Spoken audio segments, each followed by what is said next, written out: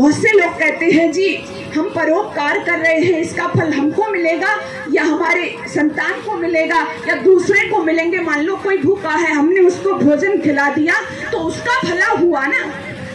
लेकिन जैसा कि मैं संस्कृत की प्रोफेसर हूँ तो आपने भी सुना होगा इस भारतवर्ष में इस वैदिक वाङ्मय में बड़ा अच्छा श्लोक गाए जाते हैं। परोपकाराय फलंत वृक्षः, परोपकाराय दुहन्ति गावः, परोपकाराय वहन्त नद्यः, परोपकाराय इदं शरीरम। जो श्रेष्ठ लोग होते हैं उनका क्या भाव होता है कि वृक्ष परोपकार के लिए फल देते हैं।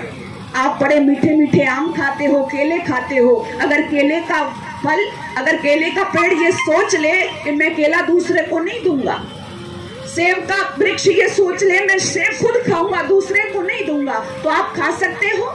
नहीं। इनके मन में कोई स्वार्थ नहीं है। नदियां अपना जल दे रही हैं, गाय अपना दूध देती है। वैसे ही जो परोपकारी जीव होते हैं वे बिना किसी स्वार्थ भाव के सेवा किया करते हैं, परोपकार किया करते हैं। आप इस देश की दशा और दिशा को बदलने में बहुत बड़ी भूमिका रखते हो। आप सरकारों को कोसते हो, लेकिन जब आप निकल करके आओगे तो इस समाज का बहुत बड़ा कल्याण होगा, सुधार होगा। देखो धन तो जाएगा, ये बात भी लिख लेना, क्योंकि धन की 3 गति महाराज भर्तृहरि ने नीति शतक में साफ कहा है। धन की 3 गति होती है, दान, भोग और नाश। पहली गति क्या है? दान। दूसरी क्या है?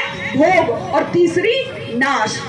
पहले उसका दान करो अगर तुम्हारे पास धन है तो, दूसरा उसको भोगो। ना तुम दान कर रहे हो ना तुम भोग रहे हो तो नाश तो उसका होना ही होना है। इसलिए दान की प्रवृत्ति लाइए और उसको भोग भी करिए, तो तुम्हारा धन सद्कार्यों में, श्रेष्ठ कार्यों में लग जाएगा।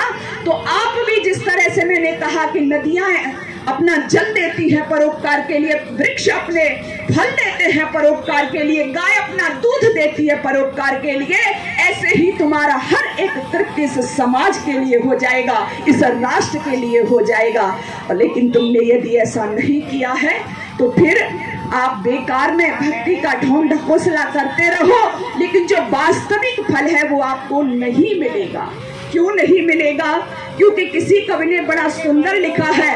कई बार आपको लगता है ना धन मेरे पास बहुत है, भाई इसका तो मैं ही सदुपयोग करूंगा, इसको तो मैं ही भोगूंगा, भगवान ने मेरे लिए दिया है। लेकिन किसी कवि ने कहा है, खाने से पहले अगर तुम हक पर आया सोच लो।